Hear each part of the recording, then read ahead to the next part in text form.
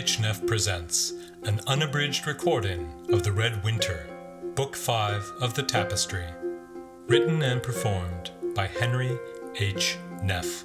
Text copyright 2014 by Random House Children's Books. All rights reserved.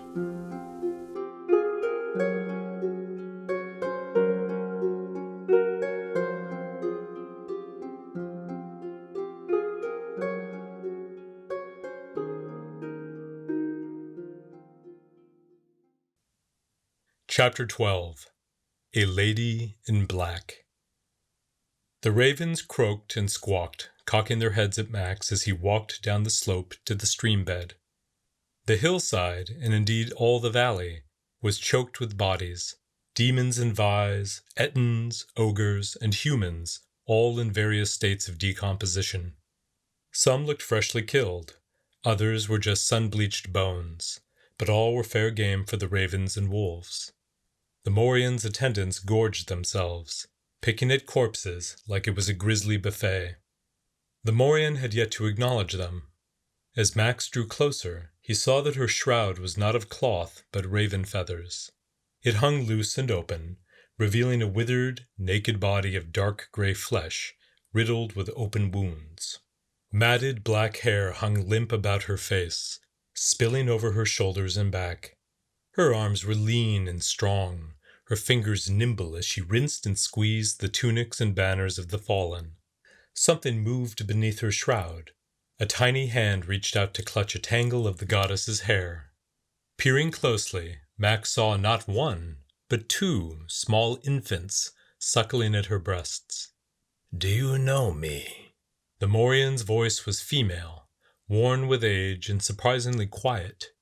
Its restraint hinted at simmering rage, the prospect of sudden and appalling violence. She wrung bloody water from a ripped and tattered cloak. "Must I repeat myself?" Max cleared his throat. "You are the Mauryan." A finger wagged its disapproval. "Others may call me the Mauryan, but not you, Hound. I am your partner. Say it." Max hesitated. The last thing he wanted was her putting words in his mouth. "Say it," she repeated, laying the cloak on the bank and taking up a tunic. "You are my partner." She nodded, but her face remained hidden. "I am," she said, "for we have made a pact, you and I." "What pact is that? I don't remember making any such thing with you." "I give you my blade, you give me conquests, you give me blood and bodies and sustenance. Thus far it has been feast or famine. I prefer to feast." "I don't kill for killing's sake." The Mauryan shook with silent laughter as she dipped the tunic again into the stream and scraped it with her taloned thumb. "You will do whatever it is I require you to do," she said. "You will be whatever I require you to be. My partner, my justice, my lover, my slave. Do you understand?" Max glowered. She was a goddess, and her essence was in the Gaybolga, but he would not be cowed. "I'm no one's slave." This time her laugh was audible. Setting down the tunic, she pried one of the infants from her breast and held it over the stream. The baby was gray and wrinkled, a bawling newborn girl. Caressing a cheek, the Mauryan lowered the child into the stream and held her astonished face beneath the icy water. "What are you doing?" Max cried. "Beg me to stop." Max looked at the baby, her hands slapping the water's surface. "Stop!" he cried. "Beg me." "Please, I'm begging you. Please let her up." Chuckling, the Mauryan lifted the hysterical baby out of the water, thumped her twice upon the back, and set her back to suckling. The other infant hardly noticed. Max still had yet to see the goddess's face. "Of course you're a slave," she said. "You're a slave to modern morality. You're a slave to the wishes of others. Brahm, Menlo, Mina, Astroth. They all use you, manipulate you, command you. I gave you a weapon to conquer the world, and here you are, begging others to do the fighting. You could break Prussius tomorrow, shatter all resistance if you'd simply embrace what's already in you. It's your power, the Gibolga's power. I don't want it and won't be a slave to it. You are mistaken, said the Mauryan. The Gibolga only channels what's within you. That power is yours, not mine. It is time you shook off this mortal cloak and became what you are meant to be. And what is that? King and conqueror, she intoned, dragging a bloody banner through the water. Astaroth, Prussius, Rowan, Lilith, witches, the workshop. There are too many factions. The world is crying out for strength. Not Astaroth's. He'll never understand the world he wishes to rule. It must be you. You have the strength. I don't have the wisdom or the desire. I don't wish to rule. Shaking her head, the Mauryan wrung out the banner. You think you're being noble, she observed with cold disapproval. Billions will die, have died, because no one yet has had the strength or will to impose peace. You have that strength, and you refuse to use it. Is that nobility or cowardice? It was Max's turn to laugh. The Mauryan wants peace. For the first time, he beheld the Mauryan's face. She raised her head slowly, her hands brushing back her black, blood-crusted tangles so that he could look directly upon her. Her skin was dark, her nose as hooked and sharp as a raven's beak. The mouth was too broad, the blood-stained lips too thin. They were parted in a loose, hungry grimace that revealed worn and pointed teeth. If the Mauryan had eyes, they were set very deep. Those red-rimmed sockets might have been empty, but Max had no doubt she could see him. Are you mocking me? She inquired coldly. Should I turn my attention to your companions? Max glanced at Scatha and Nox. Both were rigid and staring ahead, but their gazes were blank and unseeing. The lass spent time in the She, but she is mortal now, the Mauryan observed. Shall I let her see me? Care to witness what my presence can do to mortals? The Mauryan was threatening to turn her aura into a weapon. Max had never seen such a thing done, and had no wish to. He'd always thought of auras as an indicator of a magical being's strength or power. While animals were sensitive to auras, even those given off by normal people, few human beings could perceive them unless they encountered a very powerful one.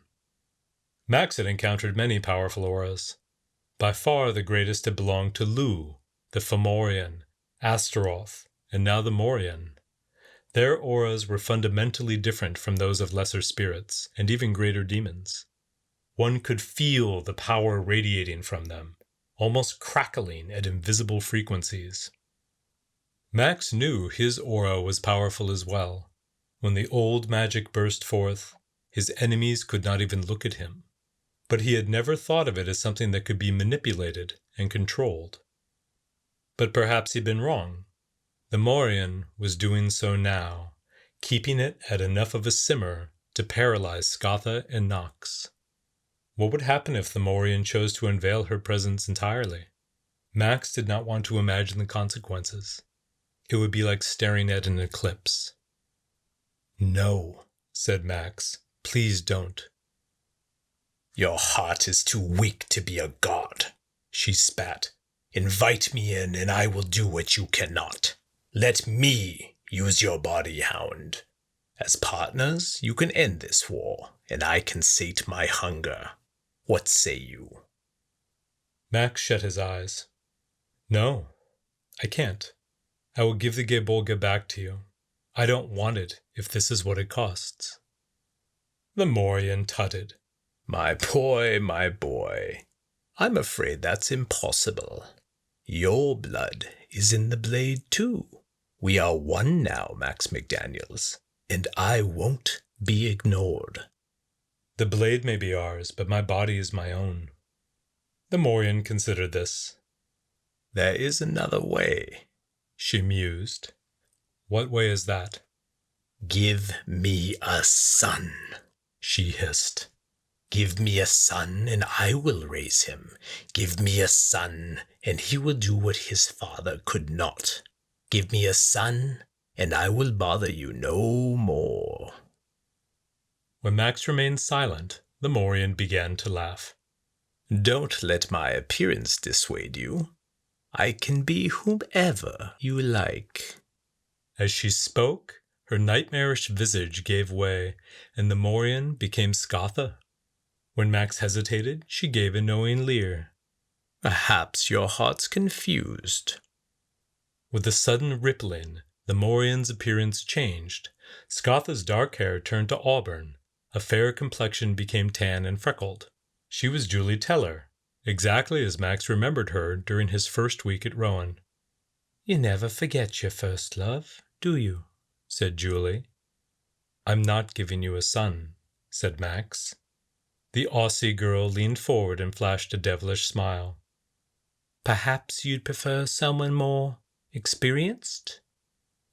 Petracosa lounged naked on the bank, impossibly beautiful and alluring. Come sit beside me, she cooed. Just for a minute. If you don't like it, we can always stop, but I don't think you'll want to. Max could not pretend the sight of those curves and perfect skin was not enticing. He knew that it was an illusion, of course. He knew that he was being plied and manipulated, but it was not easy to ignore. Idle hands weren't the devil's playground. It was the gap between can and should. Max shook his head, uncertain whether the gesture was meant for the Mauryan or himself. I'm not fathering some monster for you to raise, he muttered, and I'd never betray Scatha. Petracosa's seductive form vanished, replaced by the Mauryan's true guise. The goddess fixed her attention upon Scatha's blank face. Is this the problem? She breathed. Love for a mortal. Love for an outcast. That can be remedied. The Gebolga moaned as Max unsheathed its blade and pointed it at the goddess. Don't touch her. Don't even think it. The Mauryan's eyes never left Scatha. A shadow fell over them. Ravens screamed and took to the air. Wolves snarled and loped behind the goddess. Max turned to see the Fomorian standing atop the hill, a battle-axe slung over his shoulder. Several of the fairies were with him, sitting atop his curling horns, or peering out from his snow-dusted pelts. How something so large could move so silently was unnerving. In one stride the Fomorian descended the hill. Scooping up Scatha and Nox, he held them in his great hand and bowed to the Mauryan. Go in peace. The goddess looked amused. You cast a large shadow, but do not pretend you command here. Bend your knee and pay homage. These are my lands. I bow to no one here. All of you must go. The Mauryan smiled. Say my names. The one that speaks is Maha, said the giant. At her breast are Bive and Niven. You are one and the same, mother to each, sister to each, daughter to each. You are the Mauryan, and I ask that you leave my isle. The Mauryan made no attempt to rise. Give me your name, and I will go. I have no name. The goddess leered. I thought not. You're not lord of this isle. You're not lord of anything. You're merely Elthan's shame. But let your axe fall, bastard. Show the Mauryan your power. She longs to see it. The goddesses and the giants' auras were like two colliding storm fronts. The ravens were silent, the wolves whining and watchful as they slunk about their mistress. With a grunt, the giant slung his axe into a strap upon his back. "You cannot harm me unless you're attacked," he said. "You cannot harm anyone here, not directly. That is the price of your passage to this world. That is why you want my kinsman." Your kinsman, The Mauryan laughed.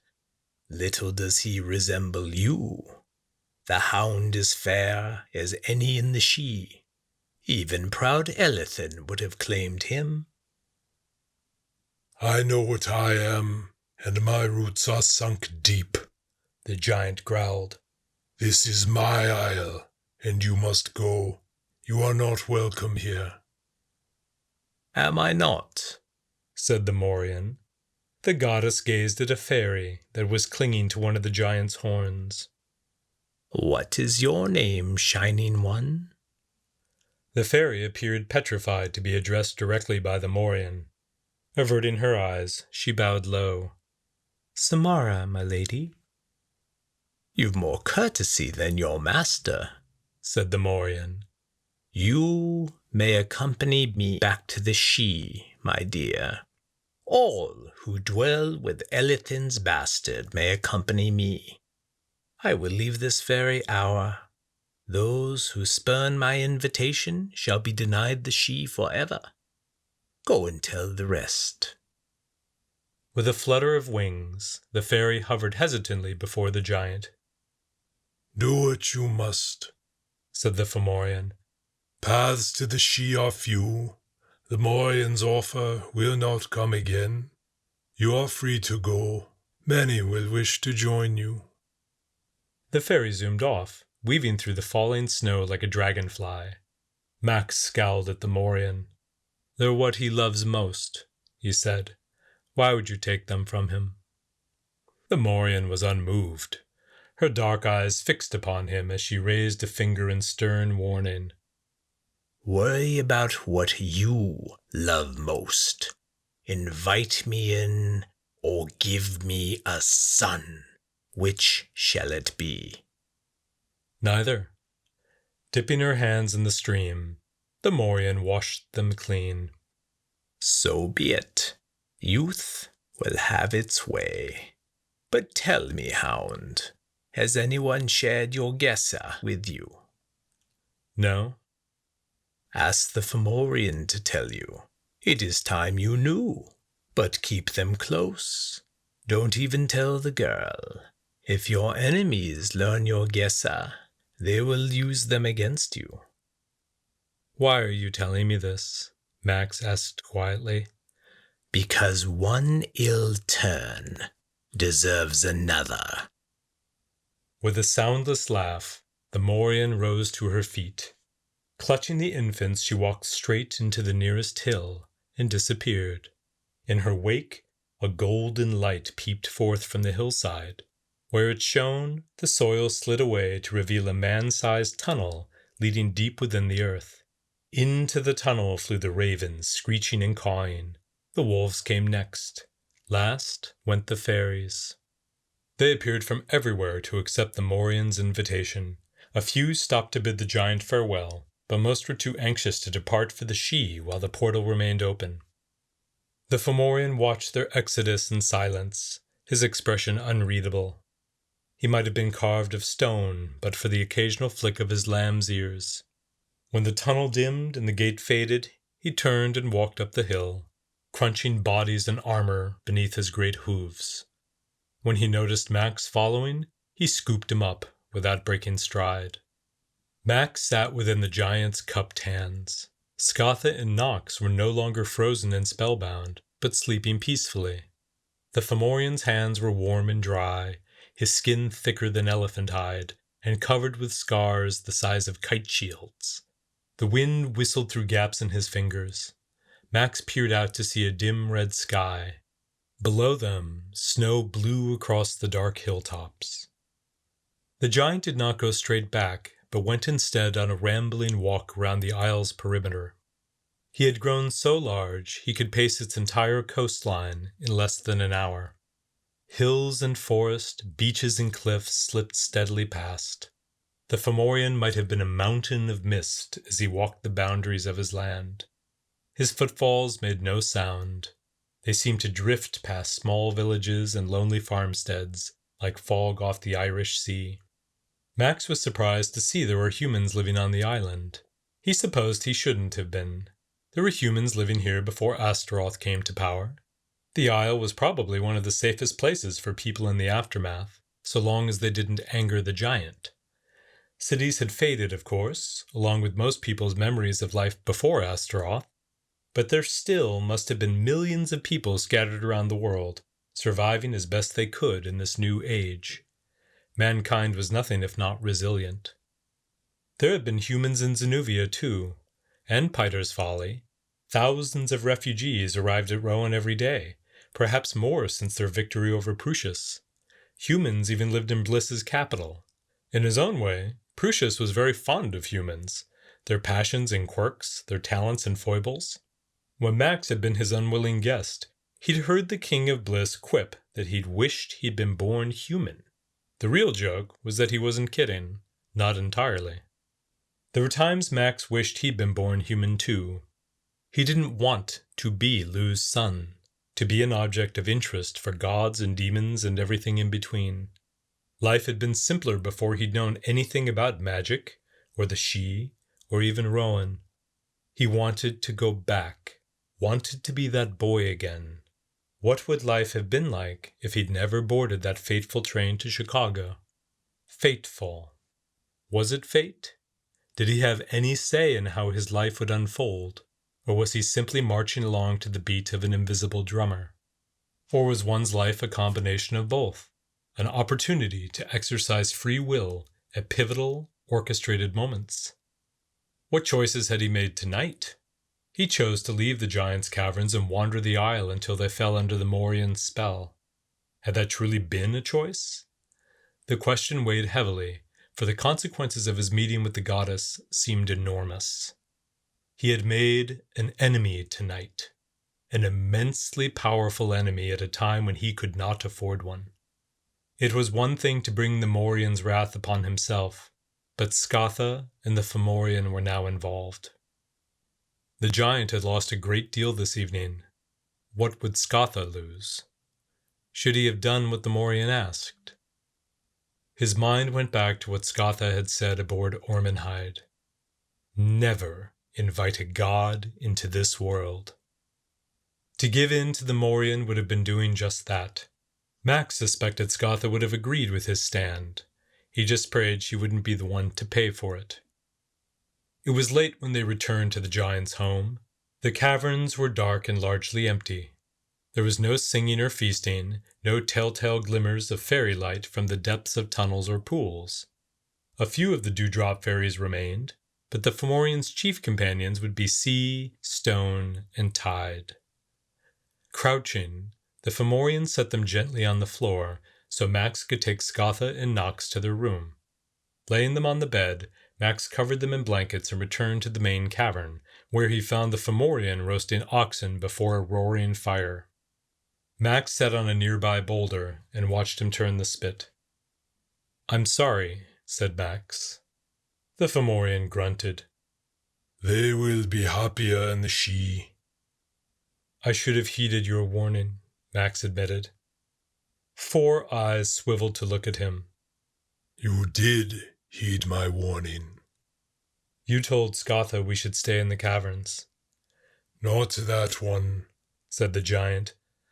"When we reforged your blade, I foretold that the goddess would tempt you, that she would try to make you a conqueror. Tonight, you did what few have the courage to do. You said no to the Mauryan."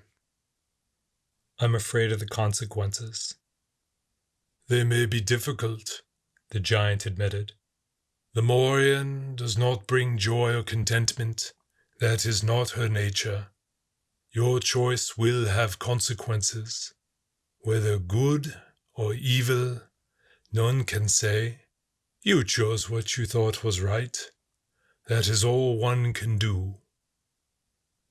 Max said nothing but stared into the fire as though it might hold his fortune.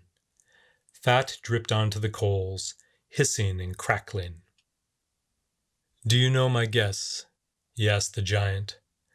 The Fomorian gave a reluctant nod. Gess, he corrected. There are two. "Would you tell them to me?" I will, he said thoughtfully. It is your right to know them, but tell me first why you wish to know. This puzzled Max. "Aren't I supposed to know my gessa? How can I be sure I'm obeying them if I don't know what they are?" Max did not know much about gess or gessa, other than they were magical prohibitions often placed on royalty or powerful beings at their birth. To break one's gess was taboo and could trigger serious consequences. You are still alive, the giant observed, pulling the ox off the spit. If one breaks a gess, their days are numbered. But the Mauryan did not mention yours to keep you from breaking them. She knows a simpler truth. Those who know their gess are far more likely to break it. Why would that be? The Fomorian shrugged. They come to believe it's their destiny.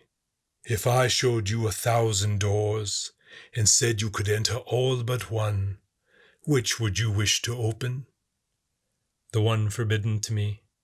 Of course, said the giant, which is why it can be wiser not to learn one's guess. Those who do tend to linger at its door. As the giant snapped and sucked the bones, Max wavered on whether he truly wanted to know what his gessa were. He decided to change the subject. "Scatha said she told you why we came." The Fomorian nodded, licking grease from his fingers. "Would you come with us?" asked Max. "Would you come and fight for Rowan?" Tossing the bones upon the fire, the giant shook his shaggy head. To me, there's little difference between Prussius and Rowan. Both have come to my shores, both have hunted me. I care not who wins, only that I am left alone. "I saw the beach," Max said. "Do you really think Prussius is going to leave you alone? If Rowan's defeated, Prussius will crush his remaining enemies, and when he does, he'll come back with enough force that you cannot resist him again." "And what of Rowan?" asked the giant. "What will happen if Rowan wins and becomes a great power on earth? Do you think your scholars will let me be? No. They will seek to leech whatever wisdom and secrets I possess, as they have always done." "I don't know what happened in the past," said Max, "but I believe things could be different. David speaks for Rowan now, and he's your friend. I'm sure he'd honor whatever arrangements you wished." The Fomorian gave a scornful laugh. "That one is a trickster. I have given the little sorcerer much thought since you first visited me. He was courteous and kind. He promised to give me a name, but he never will. He is false. They are all false." "I don't understand. What did he do to you?" "He deceived me. Do you know his lineage?"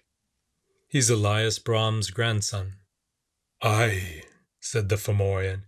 "He is, and that line is very great. Brahm is descended from Finn MacCool, one of Ireland's great heroes. Finn was descended from Nuada Silverhand, who was king before Lugh." Max gazed at the giant. "David also has kin among the Tuatha De Danann?" "He did once, but Nuada is no more. He died at Moitura. Your line and David's intersect in many ways, but your blood is purer. Your sire is Lulamfara. Many generations separate the sorcerer from Nuada. Still, his mother hails from Fin Makul and Elias Brahm. A proud heritage, or so I'd once believed. I still don't understand, said Max. What is there to be ashamed of? The Fomorian's face darkened. A father's blood will tell. The sorcerer deceived us both. He is a demon. Max actually laughed. David can't be a demon. He held up his hand to show the giant a silver ring upon his finger, a gift from David when they learned the Atropos were using possession to control those close to Max. This grows hot whenever a demon is close by. It's never even grown warm around David. That means nothing, said the giant. If the sorcerer could veil his true nature from me, he can hide it from whatever spirit is bound within that trinket. Max considered this, the blood petals, and 100 other explanations and possibilities. Weighing all of this against the person he knew, Max came to a simple conclusion. So what? He is a demon, repeated the giant, emphasizing the word as if Max hadn't heard him. So his father was a demon. I guess that makes him half a demon, or whatever they're called. So what? David isn't evil. Blood will tell. Has your blood told? Max asked.